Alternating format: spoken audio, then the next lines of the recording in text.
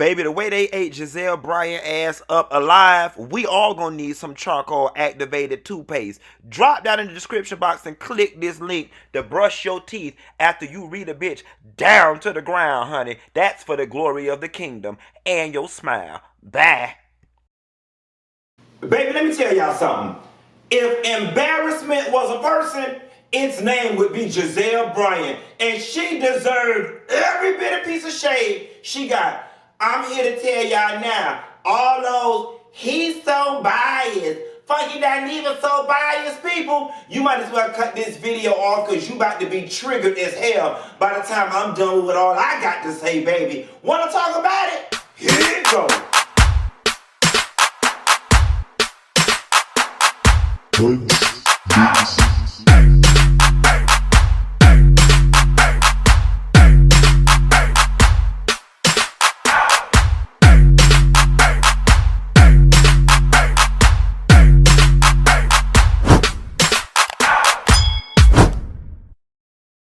Now, so girl, let me tell y'all something. I see why y'all was blowing my line up last night to watch this Real Housewives of Potomac reunion. Baby, this one little piece of reunion might be the best reunion in all the Housewives franchises. They came with it, and I am here to tell you something. Monique and her binder did the damn thing. For those of y'all out there who do not know how to fight for your right to party, that's how the hell you do it. I don't feel a single ounce of remorse, regret, taken aback, or shame for the way Monique conducted herself. The way them bitches sat up on that thing all season, 4 of them, and ganged up on that girl the way they did, Gizelle ass deserved every single thing she got coming from Monique in that damn binder. I was here for all of it, and bitches is mad. Then they want to sit back there in the back. Is this what you really? Here come Robin, old pussy eating ass.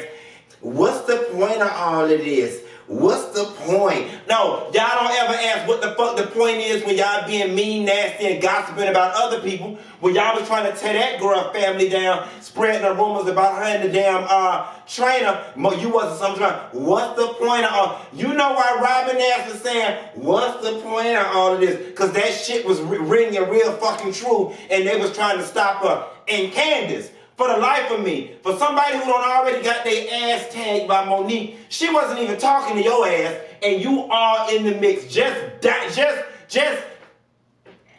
anxious to get your wig shifted again. And we'll talk about that in a second. But baby, whenever the reunion starts, we always talk about the fashions, honey. We gotta talk about the fashions.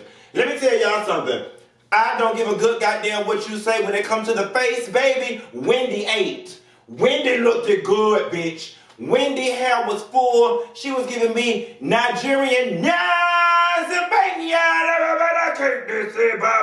realness out the scalp, honey. That scalp was giving everything. Now, when it comes to the dresses, whoever the hell told them to pick this yellow thing, I just was not here for it. I'm not gonna lie to you. My 2 favorite dresses are Monique's and Candace's. A lot of people was coming for Candace with the bow. I like it. I love it. I love, something simple with a bam statement piece. That's just my personal style. I loved it. Monique's dress fit her well. Gizelle's dress fell in theme with her tacky, with cubic zirconia appliques. She just can't get it right. That shit Ashley had on was ugly as all hell. It's rare that I get on here and just say somebody's shit is ugly. Karen's dress is not giving me anything worth talking about. Neither is Robin's. Now, is it me? Or what was Robin's? Okay, let me ask y'all a question. Because one of my friends last night, we was talking, and she said she believes Robin's wig is a black wig that they tried to dye blonde and it didn't take, and Robin just ended up getting stuck having to wear on stage. I refuse to believe Robin would intentionally go on stage with a wig that was defective. I think that the wig was intentional, but I don't know what it was trying to get. I don't know if it was supposed to be like leopard. Was it supposed to be gold leopard or blonde cheetah? I don't know what it was. it happened.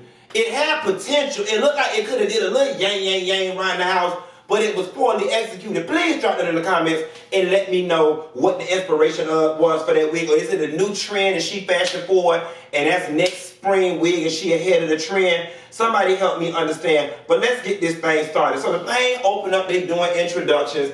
And you know, I made it a point that this was not going to be a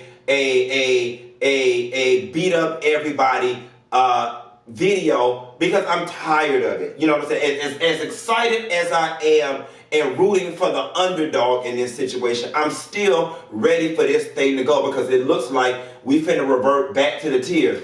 Before I even get started, I saw a meme. It was the meme of Candace in the dressing room in the director's chair crying for the reunion. She's got the Kerry Washington cry. And the caption said, this is a recap of the entire season of Real Housewives of Potomac.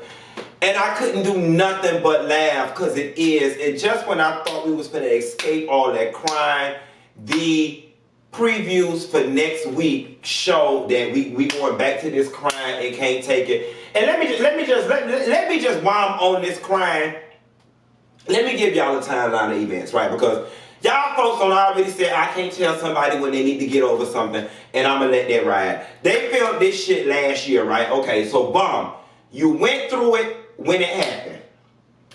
That's one time. Okay, then it started playing out in the blogs, and you was going through it again. Okay, that's 2 times. Then now it has aired. Damn near 8 or 9 months since this happened. So you relived it when it aired. Bam. Now we done got 20 episodes of the show, and we at the reunion. And girl, you still damn crying about this? Somebody please, and I am not above reproach. If I'm wrong, tell me I'm wrong. But there has to be, even understanding that you can't tell somebody when to heal and how traumatized they are, there has to be a point when you draw a line in the sand and say, I'm done with this and I'm moving on and I'm not gonna cry about it no more. Like, y'all, I'm one of the fairest, most reasonable people you'll ever meet. I pride myself on being one of the fairest, most reasonable people you will ever meet. Logical and rational. Girl, you can't be crying about no year and a half, no year to no year and a half about somebody pulling your wig and spraying you in the blogs. Like, I mean, Lord have mercy, Jesus. But let's get that into this reunion. They start calling out the names and shit, and everybody going around smiling. The minute they call Monique name, Candace get to rolling her eyes or whatever. Monique did it back to her a couple times, so they neutral on there. Okay, they neutral there. They start talking about the changes that the ladies have gone through over the years, and I must say, Karen, when this thing started, you looked like a mangy dog. That Brown and now Auburn was never serving you, and whoever the hell was doing your wigs, I hope they business go into foreclosure, defunct, bankruptcy, and every damn thing else that the government will allow. Stick with Steven, the hair doctor, because he got you right and you looking good.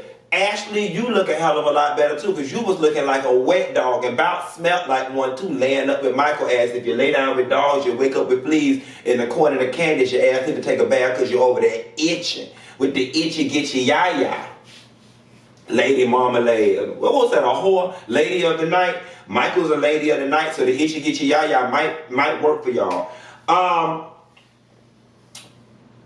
Everybody else ain't changed a whole lot. Now, when they started talking about Gizelle fashions, they read the viewer question or whatever. If Wendy did not read Gizelle fashions, so nice, nasty, talking about, you know, Gizelle, you a pretty girl, you're a very pretty girl, so you don't have to do much. And it's apparent that she don't do much. And then it didn't make it no better that Candace came behind and tried to clean it up and said, I would just like you to spend one good day with a stylist. I'd be like, well, damn, bitch, what is the people trying to tell you? The people is trying to tell you, Gizelle, that you dress tacky as all hell. Gizelle, you know, and you know what? Here's the thing. It really is hard to tell somebody you dress tacky or your home decor is tacky, because beauty is in the eye of the beholder, and fashion is all about somebody wearing something that makes them feel good. And Gizelle has never walked on the scene looking like she wasn't feeling good and confident. So at the very end of the day, while we enjoy poking fun at Gizelle because her taste does not match most people's definition of style, Vogue magazines, definition of style, Jet magazines, definition of style, Hype Hair magazine, definition of style, Family Dollar coupon book, definition of style, dollar store receipt paper, definition of style. It don't match none of them definitions of style, but it matches hers and she's confident in it. So we're going to have to let her have it. But baby, that's when they started greasing us up for how Gizelle was going to be the read of the century, baby. Fuck sitting in a hot seat. I know that seat got to smell like fish and hot puss. It was so hot up under her ass the way they was giving it to Gizelle. Wendy and her degree. Now, I definitely love Wendy's explanation when she said that the Nigerian culture education is very important. If there's a cultural mismatch, I'll accept that. I'm Nigerian. I'm the first Nigerian housewife. I represent the Nigerian culture. That I can wrap my head around. But Ashley did make a good point, because Wendy, you're Nigerian, but you're also American. So the American side of you understands American shade and understands what a put down is in America. And you have weaponized your degrees to a degree in an effort to put them girls down. And here's the gag. I'm not even going to give you what the gag is. I'm going to hold the gag for some other parts. I'll give you the gag then. But that was cute. Here's one of them things. Karen, it's so obvious when you be lying. And as much as I don't rock with Gizelle, I believe every single word Gizelle said when she said you wanted Wendy off the show, or if she wasn't Potomac. Karen, you got this way of always trying to dial it back and find some cleaner, nicer, more mundane, more palatable words to describe what it was your ass said, and to try to make other people out like they lying on you. In this particular instance, I don't believe Gizelle is lying on you. And then Robin came behind her and reinforced it. Karen, you do one of these things that's one of my biggest pet peeves, and it's you try to play on people's intelligence. You try to tell people the sky is red when it's obviously blue. Case in point, in Portugal, when you told the girls you were going to invite them to the wig party, is Monique invited? No, she is not invited. Then you invited her, then they called you on it, and you got to stutter stepping. It makes you look bad. It makes you look like a liar, and it makes it hard for people to come to your defense, as much as many of us may like you, because Karen, you flat out lying, and you full of shit. And it's bothersome, and it's very hypocritical that at times you try to hold other people's feet to the fire. You try to expose other people. You try to make them accountable. But then you want to always look clean and pristine. Baby, if you said it, say you said it. If you said it, say you said it. Now, I'm glad that you was able to clean it up, and Wendy accepted your apology in the situation. But it was trifling. Andy brings up Candace on Twitter or whatever, and then her and Ashley start getting into a heated exchange. You can tell that a lot of those ladies on that stage, particularly Candace, Ashley, and Monique, are sitting on ready. They're sitting on ready because Andy could be talking to one of the ladies about a completely unrelated topic, and then the other lady chimes in and it's closet, and they are ready to get in that ass, and it's making for a very contentious set. This is interesting. I'm just curious to know how Robin and Wendy are really going to shake out in this reunion, because it really feels like the reunion is going to be comprised of interactions between Gizelle and Karen and Ashley, Candace, and Monique. That's where the meats and potatoes of what's going on lies, and we are here for it. I wasn't understanding the correlation between Twitter and then Candace telling Ashley to worry about her husband and her kids, and her husband is like a dog and is itching like a dog. And it's just, it's a lot. It's a lot, you know. And then they began, let me back up. Some of y'all actually need to hire me for y'all public relations piece.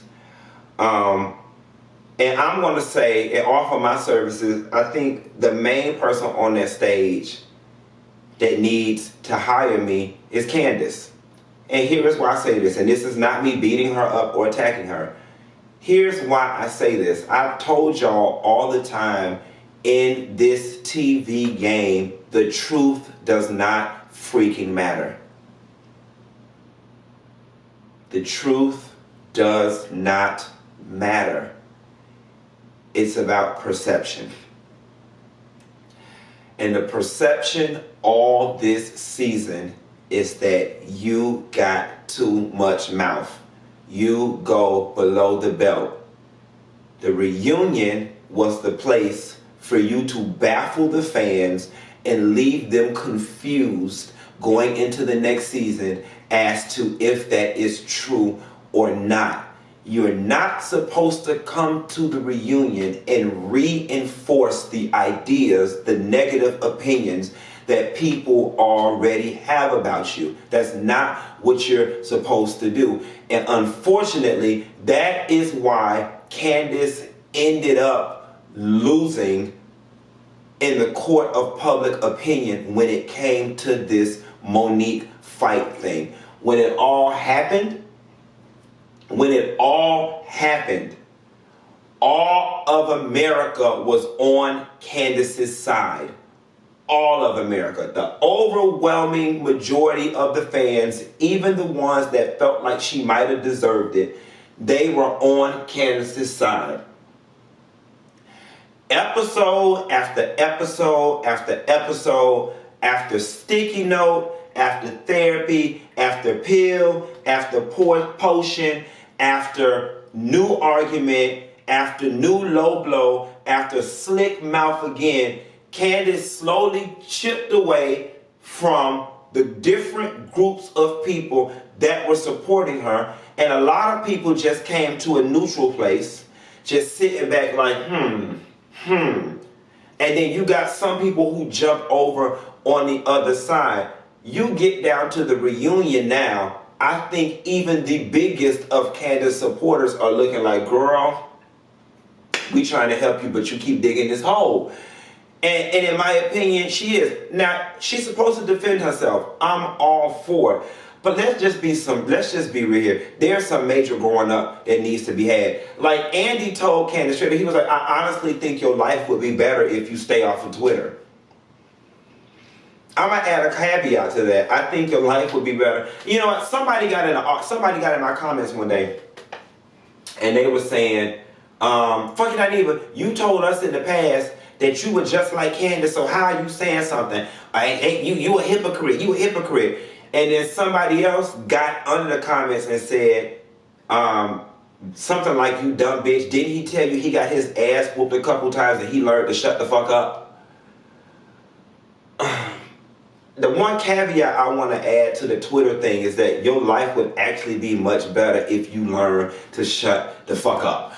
Watching a lot of Iyanla, it's like we all have to take accountability for our parts in situations. You know what I'm saying? And Candace definitely plays her part in a lot of the anxiety and pressure that she gets in her life.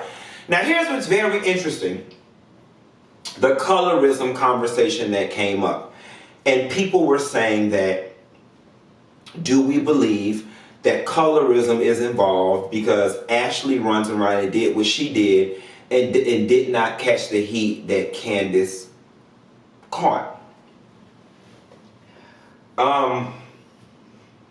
This is a hard one for me to answer. It's a hard one for me to answer because I can't tell somebody else their experience, right? And so reading the comments, there have been a lot of darker skinned women who have, expressed that they believe it's colorism, and that if Candace was a different lighter hue, that the conversation would have been handled different.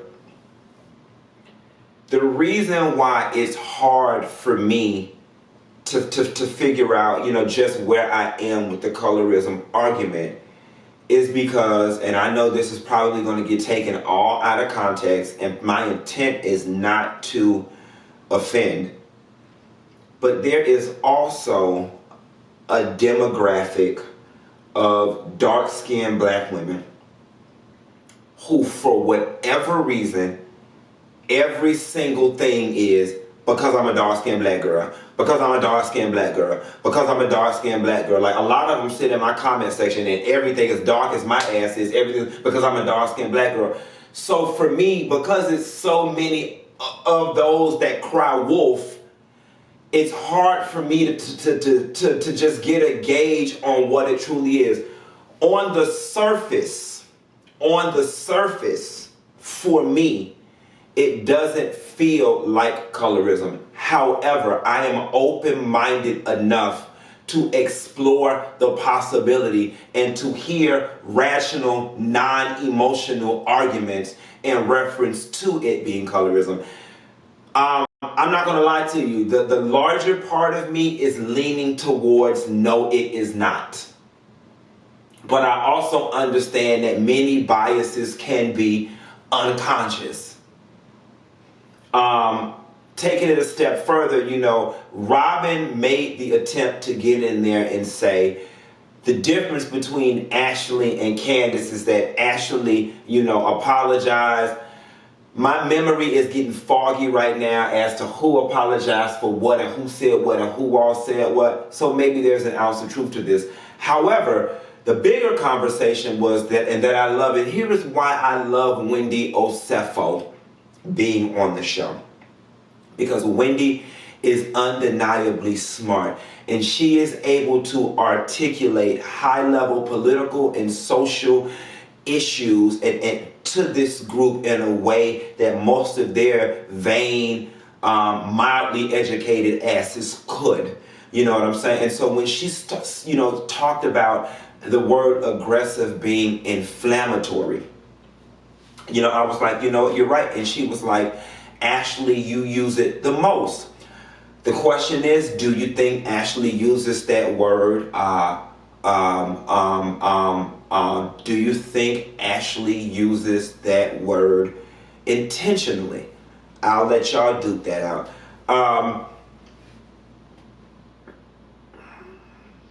Andy raised a valid point when he said, okay, if a darker skinned woman is acting aggressive, how do you call it out? And Wendy was stopped for a moment because she knows it's completely asinine to say you don't call her aggressive, and she was saying you use other words. I don't know that I agree with that. For those people who use the word aggressive against dark-skinned women in an attempt to lean on the bias that is already present in this country, I believe that they should use other words, other synonyms. For dark-skinned women who are acting aggressive, I find no robbery in calling a thing a thing. And just as the responsibility is being put on other people to not use inflammatory language, the responsibility also has to be put on that dark-skinned woman, or anyone for that matter, to not act aggressive if the situation does not call for it. You can't ask somebody to protect you with their words if you're not willing to protect yourself in your actions. And that's just true tea. It's a very deep conversation. That video is not about that. Maybe I'll get Wendy on the line and we'll have a conversation about that later. You know, if Wendy would be open to it, I'm going to see if I could secure that interview. That would be a very worthwhile conversation to have. I would love to have it with Candace too. I can only assume at this point that Candace is probably not fond of me anymore as a result of how I covered this fight in this season. I'm here to say to the world and here to say to Candace, I have no personal problem with you whatsoever. I do not dislike you. If you are upset with me, I hope that there is some way we can find a way to mend it in the future. For me, it simply starts and stops at we were raised differently. And based on how I was raised, I have a different viewpoint of how you conducted yourself and the details leading up to the fight. That's where it starts and stops with me. It is so not personal. I don't dislike you. I don't hate you. And I do look forward to continuing a relationship with you and Chris if you are open to it. And if not, fuck you. You know what I'm saying? You ain't paying my bills and putting no food on my table. It can go anywhere you want it to go. The ball is in your court. Nevertheless,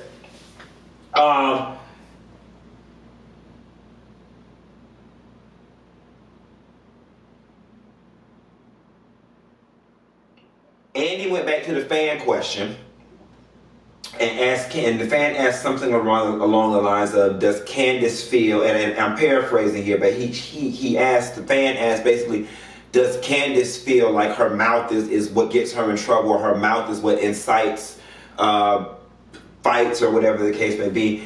And Candace gave this long spiel, saying basically that she can own that she can use her words in such a way to anger people. Here's the thing, Candace. You, much like me, are very smart, and our esteem lies in being intellectuals. Like, I picked that up from you. Thus, you take pride in your ability to string words together and read a bitch, as do I. But maybe, just maybe, especially under these circumstances, that might be a skill set that neither of us should take pride in.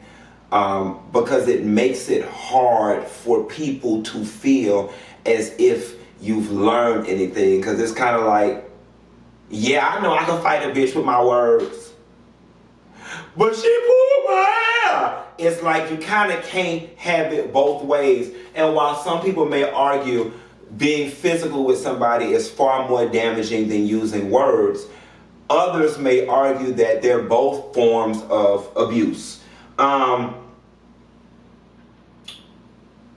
Gizelle and her home decor. Karen shaded the shit out of her with the or not. It looks good, or not. Or not.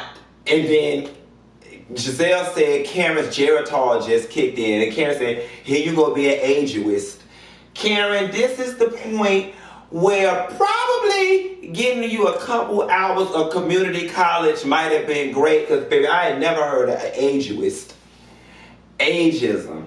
But you know what? Karen took it in stride. Wendy cleared it up. The woman, the librarian over there with 4 degrees, cleared it up. And Karen took it in stride and they rolled with it.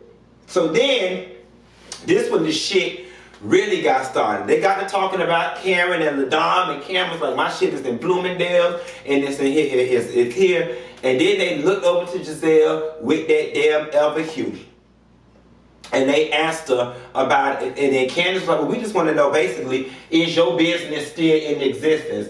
And Gizelle had a nice prepared answer, which was, due to COVID, my manufacturer went out of business. Or my manufacturer went out of business.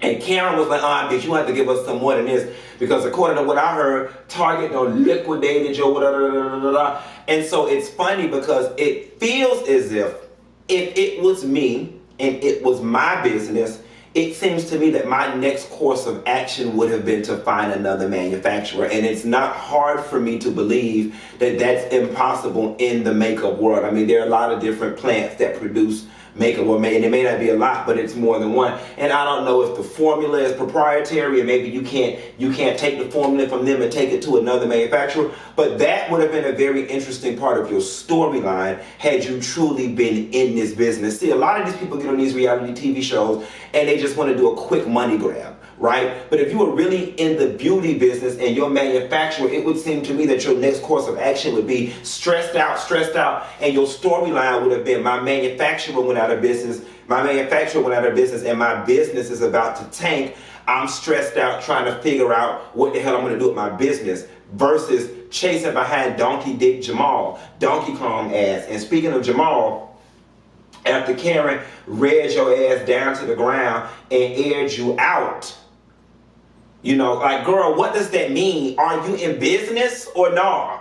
After she aired you out, she said, we want to know, are you really in a relationship with Jamal? Because your daddy don't like him. Your daddy said he had seven kids, one of which he had while y'all were together, whatever the case may be. And then that is when Monique pulled out the binder with the text messages and sealed the damn deal, read the phone number, and just had Gizelle sitting up there looking all kinds of stupid. Now, here's the thing, right? At the very end of the day, don't none of us know. We only watching TV, get a glimpse of these people's lives. Don't none of us know if Gizelle and Jamal are together and it's authentic or not for real. But I'm going to tell you something, just as the viewer, it just don't feel like something that's really going anywhere. Now, you know, are both of them having building sandcastles in the sky and over romanticizing the idea of being together? Perhaps. But as somebody just watching this, the actions just don't line up with the future vision, in my opinion. I'm going to tell you something too. A leopard don't change his spots. I just don't believe that a man who had an appetite that voracious for other women's pussy all of a sudden is just faithful and is a one-man only man, especially considering the distance between him and Gizelle. Now, being in the blog business, people make up shit and send shit all the time. Monique got a whole package from that woman. And I believe it. And I find it fucked up. You know, here is what I didn't like about that scene. What I didn't like about the scene is that it was Monique and Gizelle going at it. And then Robin and Candace felt the need to interject themselves in their dialogue. Here is why I didn't like it. She not talking to neither one of y'all, and why are y'all so bothered? All right? Y'all so committed to not liking the damn girl that any and everything she do bother y'all. The way y'all, here is what I don't understand from Gizelle, Robin, Wendy, and Candace. Here is what I legitimately do not understand.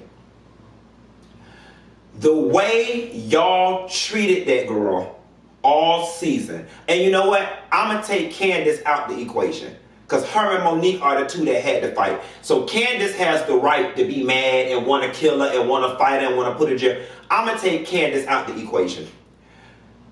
The way Gizelle, Robin, and Wendy treated Monique this season, trying to ice her out, stop being her friend, got so much to say. And then I'm going to dial it back and say the way Monique and Gizelle have treated Monique since she stepped on the show. Did y'all honestly expect this girl to come to the reunion and just sit prim and proper and continue to allow y'all to browbeat her? I want to ask them that. What was your honest expectation?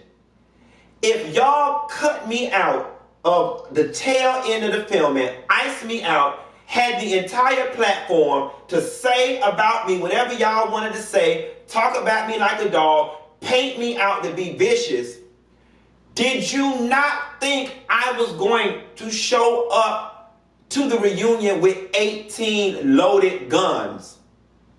Whether you like it or not, Monique did exactly what you're supposed to do when you getting jumped. She might have fought Candace, but y'all jumped her.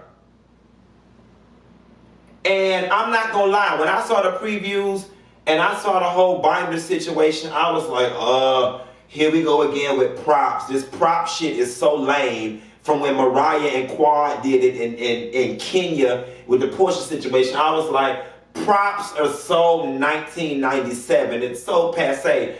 So when she coming with the props, I was like, we've seen this before. But y'all left this lady no choice.